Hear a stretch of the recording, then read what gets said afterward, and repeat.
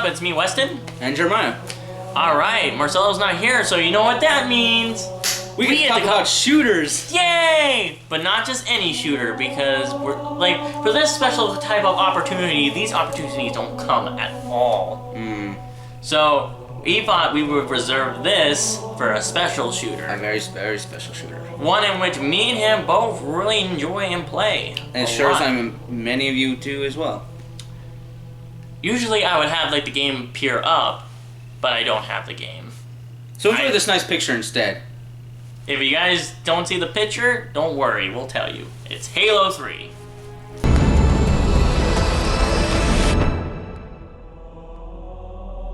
Product not yet rated. Alright, so again, we have this lovely picture right here of like the cover and stuff, and we'll show them the back. There we go. And now the back. Then I meant the forward. And now it's gone. Alright, so, yeah, Halo 3 is a really cool game, and here's the summary for it. Pretty much it was, distributed on September 25th, 2007 for the Xbox 360.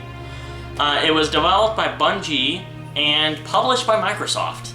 But, however, it did get a re-release in late 2014 on the Xbox One on the Master Chief Collection, which includes Halo 1 and its Anniversary Edition, Halo 2 and its Anniversary Edition, Halo 3, and Halo 4. With some multiplayer beta of Halo 5, I do believe. Yeah. Yeah, so it did get 2 re-releases, so we're expecting sometime soon, maybe like in 2017, that they're gonna probably make a Halo 3 Anniversary Edition. I wouldn't have my hopes that high. With the Master Chief Collection, they're probably just gonna stick with that. Maybe. I mean, they did it with 1 and 2. They might do it with 3. Unless they just want more money. Who knows? Maybe. But they might do it for cheap. Like, oh. I like to see it. It's decent on Master Chief Collection, but they definitely could have been. It would have been better if it was its own individual. Yeah. So with that, let's actually delve into the story. So we're not gonna talk about the whole story because it's gonna take forever. But Halo, what makes Halo a really good shooter game and just a really good game in general is that it has a very good, really well in-depth story filled with like intrigue and stuff. Oh my god, it's yeah. Like one of the best things about the game is it's lore. More importantly, it's lore because there's just a lot of lore. We're talking about a game that created just a huge fan base over our lore. Some people don't even play the games; they still just read the books, films, animations. Yeah, you don't see Call of Duty with books now, don't you? We're gonna give Call of Duty a hard time for this. But yes, because we're just comparing it with the Halo, and just Halo just kind of pisses all over Call of Duty. I'm sorry. Oh man. I mean, I agree with you, but damn, we just pissed off a lot of people. But I'm sorry, it's true. Fine. It's the internet. We have to be truthful here. No, but seriously though, it is a really good game, and in many retrospects, we'll hopefully go over why we think it's probably one of the best shooters out there. Hence why we chose to do this as the review. So, spoilers, we might actually give this good scores. Imagine. Well, they're talking a lot of good stuff about the game. Maybe they might give it good scores. Well, anyway, now let's talk about the story. Now, the story takes place right after Halo 2, when they stop Tartarus, which is the big, burly, like, old man brute, and pretty much from activating, I think it was Delta Halo, I think. I forget which Halo it was. Like, all the Halos are kind of named like after like military, like they destroyed Alpha Halo. No, they destroyed Delta Halo and then they went to Alpha Halo. I think we'll probably have it in like the description. They destroyed below. a Halo. So yeah, pretty much in the first game. Halos. In the first game, they destroyed a Halo. In Halo 2, like they found another one and they have to like stop it. In this one, it's a little bit different from a formula because there's a Halo in it, but it's more like near the end. So pretty much, Master Chief heads back to Earth on top of Truth's Forerunner ship that he manages to find, and then like he crashes in New Mombasa, which is in Africa. He falls from like 2 kilometers from the air. Normally that would kill a normal man. But this isn't a normal man. This is Master Chief. So he pretty much just gets up 5 minutes later from armor lockup and just like talks to like Sergeant Johnson, who finds him and stuff. And was like, "Hey, I need a weapon. Here we go. let's shoot shit now. And then he makes an uncanny ally with Arbiter, in which, like, from the second game, if you guys know, Master Chief wasn't aware that, like, the elites left the Covenant and have decided to join up with the humans. Mm-hmm. Which is so it's a big surprise to him. He's been too busy fighting in the war and, you know, trying to save the universe to realize, oh, hey. Oh, we have allies now. Yeah. So now he's pretty much forced to work with Arbiter, but they actually do get, like, a stronger friendship as the game goes on. And then pretty much most of the fighting takes place on Earth, which is a good change because, like, we did some fighting on Earth, but mostly on a Halo or on an alien planet. In the first Halo, we were on a Halo, so it actually feels nice that we're actually on Earth this time. We're on the home world. Oh, the stakes are higher. Oh yeah, and stuff. This is like the last stand. You know, this is home world, baby. This is. Oh yeah, and then like the Covenant are just wrecking shit. They're like digging up stuff like in New Mombasa, which actually turns out with like the Forerunner ship as like kind of like the main activator, that they're gonna activate a portal to get to something called the Ark, in which Master Chief doesn't know what that is at the time. But then like after that happens and like their ships, like the Covenant ships are leaving to the Ark and stuff, like, oh crap, we better go after them. But then whoosh, like this giant like ship, like this giant like decrepit looking Covenant cruiser comes in and crashes in the city, which turns out is filled with flood and stuff. It's like, oh crap, now I have to stop the flood. In fact, like the flood contaminated. Guess who's back? Yeah, so like the flood comes back and all that. And then like another thing that that's kind of interesting in this game is like normally in the other games like you have Katana and all that. Cortana. I was like, what? Well, to be fair, in Halo 3, you do technically have a katana in multiplayer. But that's a different... Mortal Kombat X Online, we were just playing that earlier. But yeah, you don't but like, Cortana with you. Yeah, Cortana's not with you because in the last game, she leaves herself behind so that way Chief can safely board the Forerunner ship and get out of the flood-infested High Charity, which is like the Covenant, like, super cruiser of death, which ends up getting taken over by the flood in the end, and the Gravemind, more importantly. And so she's being like interrogated by the Gravemind and being tormented and stuff. So like Master Chief, save her. Yeah, and then like during the campaign, like Master Chief will see like visions and stuff of like Cortana, just like, Chief, where are you and stuff. Like more like philosophical stuff, like mindfucks, like okay.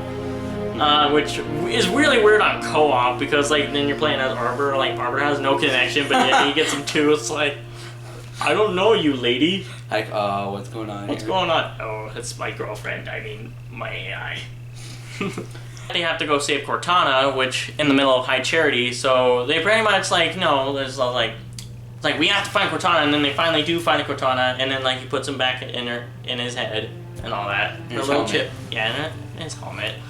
And then they leave while blowing up High Charity and stuff. And you would think that would be the end of the flood, but no, Gravemind gets pissed off at this and just sends everything he's got after like the Halo is brought up. Oh, and by the way, they made a new Halo and shit. So like, oh, looks like Truth had a plan after all. So like he didn't get to kill people.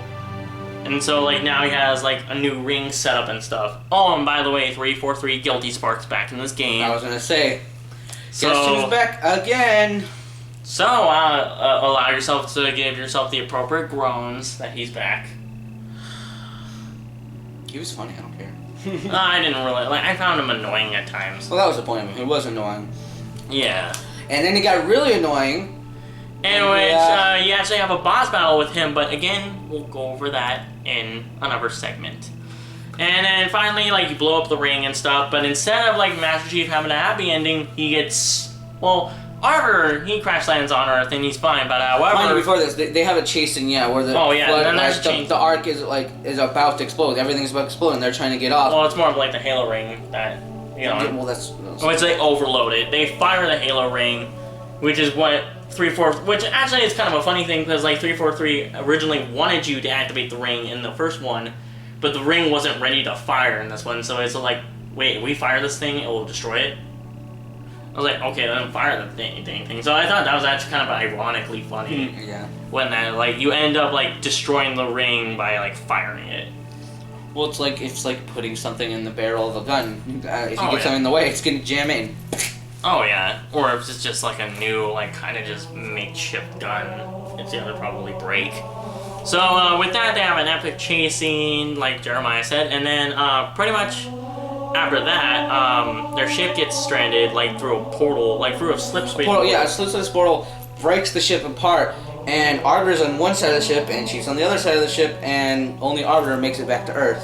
Well, Master Chief is in the middle of space nowhere. So he's in the middle of space, and so he enters the cryo tube, and that's the end of Halo 3, with the Covenant being defeated, the war being over, and the Flood seemingly being rid of for now. So with that, the story was really good. Like it had like really good like atmosphere, especially with like the music and stuff, and just a lot of good character development all around. And mind you, this isn't just like when you play Halo 3, you should probably play the other one before, because when we're talking about, you kind of just get jumped into it. That's because this is the third installment of the Master Chief series, and it's just a huge lore. So yeah, and it's just like they can't probably cover over everything. So you kind of have like, in order to really get into this game and its story, you have to play the other two. Yeah. But however, you don't have to get into other games for the next bit, which is gameplay. In which we're actually going to talk about more of like the controls and all that, and we're also going to talk about something that we don't really talk about on this show too often either, the multiplayer. So first, let's naturally start off with the controls. The control system in this game is typically like other shooters. It's easy to control, but however, this is probably like one of the better controlling shooter games, and Jeremiah can vouch for this. Right? Yeah, definitely. I mean, it's like the game. It's like they didn't do necessarily anything like all that. No, but then again, they were like back in Combat Evolved, they were one of the first people to really like introduce this, and like so they don't really need to expect it to do anything that new. But it's a very easy and simple it's a very simple. It's very simplistic, and it's really easy to like do stuff with, and plus, pretty much unlike other shooters, if you like to play like a certain way, like you like to use the bumpers for like jumping and stuff, they actually have an option for you for that in the controls, which usually like it can be alright to do in the campaign. However, it's mostly utilized in multiplayer in my opinion, so that way you can like just do other things like in multiplayer. Like there's a southpaw configuration, then there's recon configuration, which I like that one because it has better like utilization of the crawl feature, I think. I go with jumper because it's better for like when you want to snipe and get those shots while jumping. So it actually offers a vast array of different control, pretty much control like outputs in which you can utilize for your gameplay style, which is really nice and really appreciative of that. Because like not one person is gonna play the same. Like I hate inverted controls, but you know what? For others, inverted controls are kind of like a necessity. In which I don't get that. It's like, why would you want to go down for up? But that's just me. It's just some people. It's just some people that really like inverted controls, and they always offered that. So now to the multiplayer, in which Jeremiah can actually speak with more. The multiplayer about this game is probably one of the biggest things about the game, because the campaign and the story is huge, and it's one of the things that drove it for so long. But the multiplayer is also another huge factor about this game, which just makes it a very good game. Because back in Combat Evolved, they had local, but they didn't have online. And then Halo 2 came in and they introduced online. Then Halo 3 came in, and I honestly think they improved it phenomenally. They added so many more features. For instance, one thing that's carried over all the other future Halo games for the most part, excluding a few, is Forge Mode. A mode that where you can actually customize that. Oh yeah, I was actually going to talk about the Forge Mode. The Forge Mode is really fun. And no other games had this kind of thing. There wasn't like games that had this. Yeah, Call of Duty create your own maps. This is another big thing why I always felt like Halo, when you had like, oh, this shooter's this good, it's like Halo offered way much more. And they revolutionized it in a way. You could create your own maps. You could create your own game types, which granted was introduced back in Halo 2, but now you can do both, and it's just it was. Oh yeah, and this was so good, and people really liked this, and it got carried over to all the other Halo games. They had their small little exclusive maps where it's just like, you know, you got the more competitive play, and like you have the smaller selection, and you're just going at it. Then you have the more like, what is it, big team battles, where it's just huge maps that you make, or even the community makes. That was another thing. You could make maps, and they would put them on community playlists that you could play with each other, which is always fun. Yeah. But then you get the vehicles and everything, and it's just so much fun. Like, you want to play competitively? They have competitive. They had MLG. That was another thing. This game pretty much revolutionized competitive play, at least for consoles. And nowadays it's not as popular anymore. It's more about the PC. But which games really brought that and actually like started it up was shooters. And to be more exact, mainly Halo. Back when Halo 2 started, it was all about the competitive play. But then it's not just competitive play. You want to play just for fun. You just want to have some shits and giggles. You want to just have a good time. They have all kinds of playlists for that. Big Team Battle is the best example for that. It's just good. And then they also have, like, with the other shooters, they have, like, different, like, gameplay versions. There's obviously, like, the Team Deathmatch, or Slayer, as it's called in Halo, where it's pretty much just, like, it's pretty much what you expect, like, in, like, other forms of, like, Call of Duty and stuff, where you have, like, a group of people against another group of people, and your just goal is like just shoot everything. To get the most points or kills at the end. Yeah. But then they also have other fun games like Oddball, Capture the Flag, Griffball. What's it called? Infection. Infection. Infection. And then they also did have where one of the players is infected and has like, and you can like customize it to where like that player has like more perks and stuff. That's what I used to do in like Halo 3 when we played Infected. With my brothers, like I didn't play like online during the time because I didn't have online play. So, but I did play with my brothers. It's fine. No. But I know I played with my brothers. I played with usually my three brothers, my older brother and my two younger brothers, and then usually we would be on like teams and stuff. And like sometimes we would play Infection. Like Infection was one of our favorite ones because like the way we would do it, we would hype up like our shield, like our speed.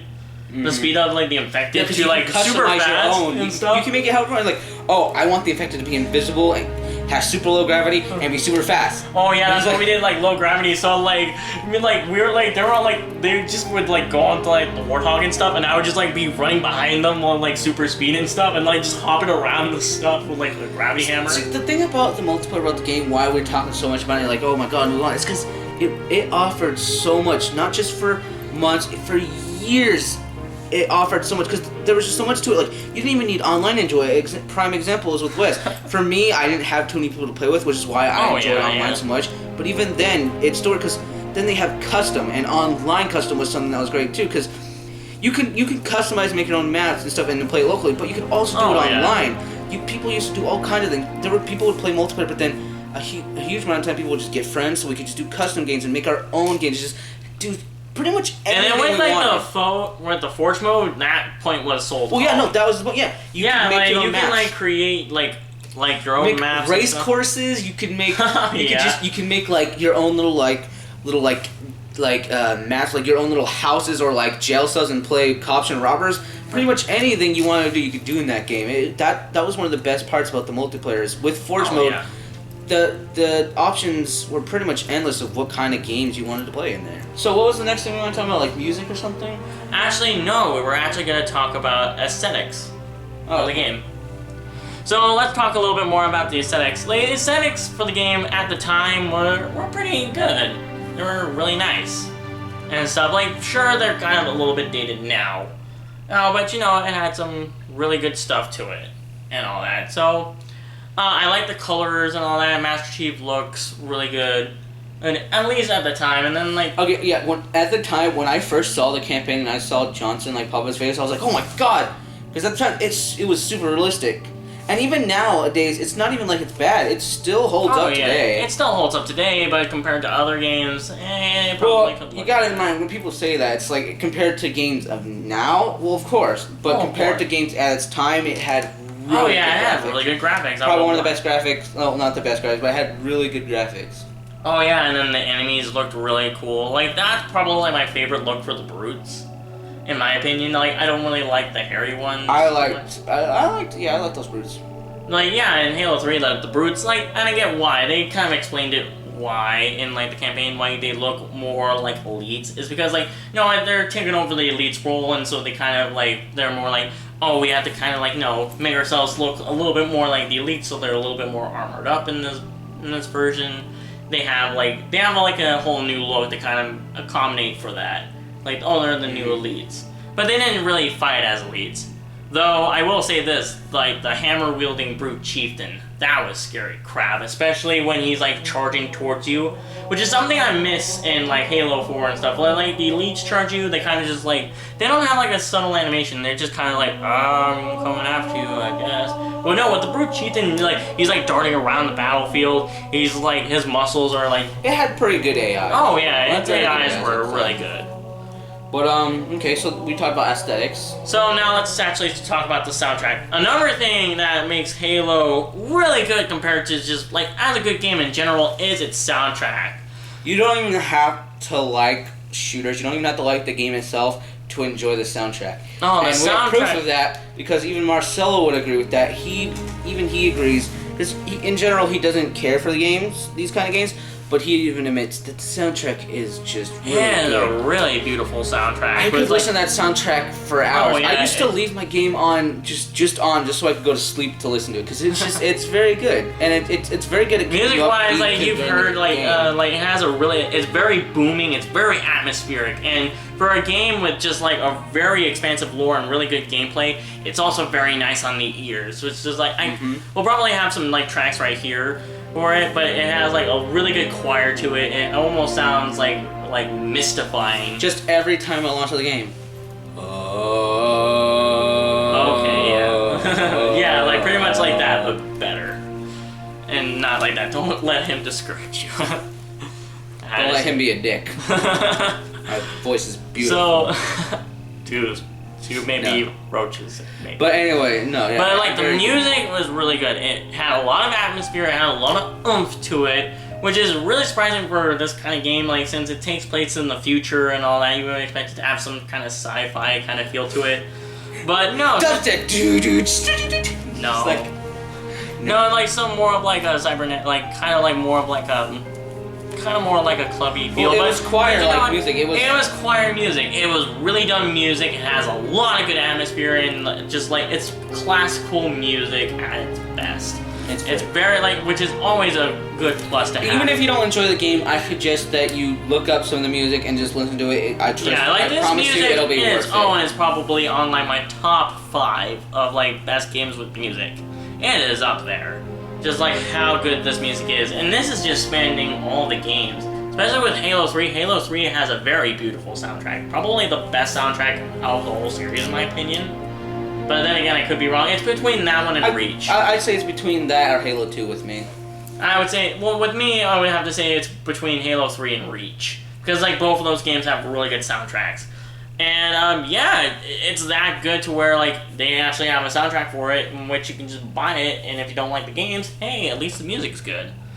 So finally, now we're at the characters, and pretty much Master Chief doesn't really he's pretty much just Master Chief. That's all we can really say about him. That's kind of how he's been. Like he's kind of been he doesn't really have a personality, but again, like he's kind of it's kind of funny to say. His lack of personality is kind of his personality. He sees himself as a machine. It only takes layer into the series. Like he's just starting now, mainly in 3. Now that he lost Cortana, where he's starting to feel a little bit more human. For the most part, he's just a soldier machine, and he's not really he's into kind of just operated like that's like, you have a mission for me? Cool, let's kill shit. That's kind of just like his personality. He doesn't he's pretty much given an order and he just does it. But that's what's good about the lore. It actually is. Because in the lore later on, he starts getting more human. Oh yeah, he actually starts getting a little bit more in-depth character development, and then which is actually a really good foil to Cortana, which she's an AI, but yet she has a lot more personality. Cortana, I'm sorry. Again, Mortal Kombat on the mind, and their names are very similar, so I am sorry. I'm a Halo fan, trust me, I'm a Halo fan. And so, Cortana actually has a lot of really good personality. She has, really good quips and really good jokes and all that throughout the series. And, she is a really good partner, which to kind of, more of, Master Chief's, robotic personalities. It's funny because Chief is human, but he's more machine. She's an AI, but she's more human, and they work together, and they kind of bring out the best out of each other, and they like, you know, it's a very funny sort of situation. Yeah, and then I guess not funny, but it's a very and then with Sergeant Johnson, like he's kind of just like, I kind of feel like he's a little bit more of a stereotype, but again, like that's he's just a badass. Just because he likes him, he's a stereotype. Yeah, which like he doesn't really get like a He's lot got of feelings. He cries. He bleeds. Yeah, but like, you know, like he doesn't really get a lot of character depth, like in-depth character, and like he kind of does, like he dies in the story and stuff. Like Chief, destroy these bastards. I know. I cried when he died. He is a good character. He wasn't like a main character. That's why we didn't really get into his lore. Oh yeah. It's not like Arbiter. And then like Miranda Keyes, she was also kind of a. Cool Honestly, she was more of a minor character. Yeah, she was, and then like she died. I didn't really feel too bad for her. Like Truth was. I felt bad for Johnson. I felt bad for him when she died more than I did of her dying. Because Johnson kind of has like his funny moments and all that. What? No. Well, I'm talking about when he was crying and upset that she died. Oh yeah. And then like Truth, he was pretty menacing and stuff. Like they like changed White's actors to where he had a more like deeper, kind of like more philosophical voice, like, "Oh, I'm evil" and stuff. And then Arbiter has a really good. Oh yeah, Arbiter has a really good story arc. He's pretty much after vengeance for he's going after Truth for all the shit that he's pulled, and he does get vengeance in the end. And he actually does forge like a really good friendship with Master Chief. And like again, like he's a really good character. I really liked him. So with that, does this game hold up as a sequel? Yes. Pretty much from all the good stuff we've been saying, yes, it does. It not only does all the good things that a sequel does. It improved the game, I believe, phenomenally. Oh yeah, that the game has very lasting appeal. Like this game is still being played. In fact, I'm actually gonna go a little bit personal here. Every time I saw the game, like whenever I see it, because go after after the first one, like we broke it because we weared it down from playing it so much. After, like once in a while, if I saw the game and stuff, I would buy it again. Just like, play with my brothers, like pop in and like play with my brothers, and like me and my brother actually played on Legendary. This was our first time playing Legendary. We weren't good. I wasn't a good player back then with shooters, so me and him were like, let's play Legendary, let's collect all the skulls and stuff. And like it was like an arduous battle. We died a lot. My brother liked playing Arbiter, I liked playing Master Chief, so it was a match made. And so like we were collecting the skulls just to earn the Hayabusa armor and like the legend. The bragging rights, everything. Yeah, no, that was another great thing, was collecting the achievements were really fun, and that collecting like there were quests like to get like, especially like, oh, you want recon armor? Well, you gotta spend hours in ODST and in here doing quests, and it's like it was this